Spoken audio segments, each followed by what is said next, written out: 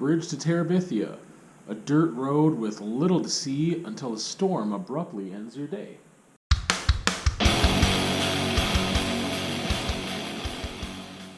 Bridge to Terabithia. The children's general fiction is what I would call it. Written by Catherine Patterson, published in 1977. Incomplete, rushed, predictable, flat, bland, and old. That sounds really bad, just saying that, but we're going to get into it. Spoilers will be at the end. I will let you know before that happens. In summary, basically, not much happens until something does happen. It's kind of like a slice of life book. The story of friendship. I don't think that's a spoiler at all. And then I suppose some tragedy as well, which is kind of that slice of life component in here. However, the first, I don't know how, 90% of the book is just slice of life, but not really that much of it. There's not a lot of conflict, and conflict really drives the story, and a slice of life / drama tragedies can go and then they can do that with the plot points and events that happen, but this one doesn't really seem to do that. When I call it incomplete, it's because it feels incomplete. It feels like almost really boring short stories stitched together that needed to be made into a novel and have a purpose and function, so then we added this thing at the end, thus giving it that rushed kind of feeling, not in the story, but I mean that the book almost seems rushed because of that incompleteness. It gets incredibly predictable because you know that something needs to happen. Why else has this book been written? And the flat and bland and old. I guess I've explained, that's pretty self-explanatory. Other than the old thing, it was published in 1977, so I mean, yeah, it is older, but it shouldn't feel as old as it feels almost, and that's just part of it is the diction and the way the story moves, but the story in and of itself. It's one of those things where you start reading classic literature and stuff, and you're like, wow. Sometimes it's nothing happened, and you think this is like a riveting tale. The stories that people enjoyed sometimes hundreds of years ago or 100 years ago or more were really boring, and it's oh, how pleasant. You went for a nice walk in a dewy meadow and held hands and skipped and saw a butterfly land in your friend's hair. That's cool. That'd be a really nice experience, but to read about it doesn't sound great. It's not very exciting, so that's kind of what I mean by old. I would say target audience, it's for kids, before the preteen age, I would say. We'll get into more of that, but it's hard for me because I don't think I would have been excited to read this as a child. I don't think, I find it pretty boring. It's a pretty easy, quick read, even for, I would say a tween. So that's why I'm preteen market maybe. I know some people had this in their grade 6 curriculum. I did not read this in high school. I read this as an adult.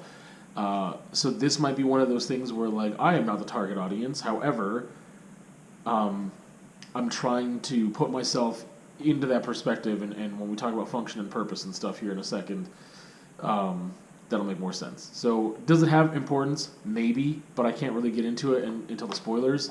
I feel like the purpose would only be for those who have not experienced certain types of tragedy before, and it's more of an introduction piece to hey, sometimes things happen in life. But, yeah, we'll get into that, into what I was going to say next. That I keep trying to hold back. I'm trying to just keep it together here. What's its function? I mean, as an adult, I don't think it has a lot of function. If you're in between books and need a quick, easy read, and it's sitting right there, and because you don't know what to read next, I guess, and if you've never read it, and you're just curious about it because it was a cultural touchstone for a lot of people that I know who had to read this in their elementary school curriculum. I did not, so I was curious about it. I thought it was a fantasy book. It is not. So I often go into books pretty blind, and I usually enjoy that. but I mean, to a degree, right? In this case, it didn't take up a lot of my time, and now I know about it. I'm like, okay, so like I can discuss it now and talk about it, but it doesn't hold a special meaning for me in my heart. It doesn't. I don't have any specific feelings about it. It was kind of like the never-ending story. If you watched that when you were a kid, you got all these feelings about it, and I like read it and watched the movie as an adult, and I was like, this sucks. Like, this isn't good. I don't get it. But that's because there are tragic events in that story that might have been the first time you really had to be faced with that as a kid and have to wrestle with those emotions. And that's why this might have some importance if you are having to face these things for the first time at a young age, that it's done in a safe space and almost like a preparatory thing. So I would say that not all stories are fairy tales, is what this book does. I think that I have a hard time saying that that's done well. Let's get into shelf placement because this directly links. It's in the middle of it's in the middle of my shelf, middle lower, I guess, middle lower. I don't know why it's such a staple. It's hard to believe that no one's done something like this, but better. So I think it's just one of those things that someone latched onto it in the 70s and like they just kept it going and have it as in a book in the curriculum and available read. And there's probably other books that have done it much better than that since then, but they're not popular enough, and that's sad. It's just really boring to read. It's just not exciting. The plot doesn't move you along. I just wanted to get through it at a certain point. I'm like, what is the point of this? Because like I'm like, there's not enough like conflict really happening. If there's again, like if you plot point it, like it's so smooth. Like there's barely any bumps in the road, and until the very end, and then it's like, oh, okay, I guess we have to deal with that now. So it does some things. I think that it has some importance and has some value, but it could have been done a lot better.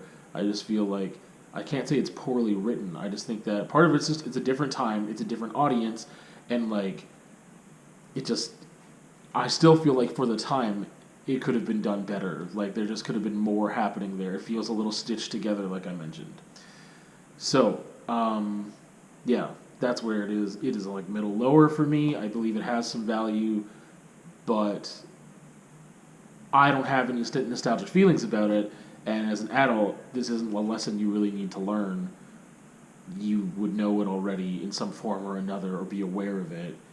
I don't think it would be like, oh, I'm going to read this to my kids to like teach them about this thing. Like I don't think that I would do that. I don't know if I have a book instead that I would use for that. But like if I needed to find a book for that, I would probably try to find a different one because this is just, I don't know. Like it's there. Maybe that's why it's there. May as well. It's you could read this within a week over bedtimes with a kid. You know, like just 10 minutes a day, you'd get through this thing. So like, it's there and it could teach that lesson, but it does it in like a kind of boring way. I didn't feel invested. There you go. I did not feel invested into these characters. I didn't feel attached. So when things happened, I was like, yeah, that happens, I guess. But it didn't like hit me. Okay, spoilers. Getting into spoilers now. I don't feel like there's any real hardships in this thing. I should have mentioned that before the spoilers, but I don't feel like there's any real hardships in this thing, and you're kind of wondering, like, what the heck's going to happen? At least I was wondering that. And then it was like, oh, she dies? Okay, that makes everything okay now. Like, I honestly felt like that. I felt like if she didn't die, which it was just like something big has to happen is what I was feeling, and I was like, oh, no, here we go, and then I was like, she's going to die, and then she does, and then it's like, okay, that makes the book better. Because if that didn't happen, I was like, what was this book? What was the function or purpose of this book? Nothing happened. There's just like, again, such a smooth plotting. Like it just didn't do anything. So that made the book better. However, I felt like again, if it didn't have that, that is its function. That is its purpose. I felt like it could have got there in a different way, and I could have just been more dynamic and more depth could have been here, even for a kid's book. I feel like there could have been more depth here and nuance in order to invest the reader more.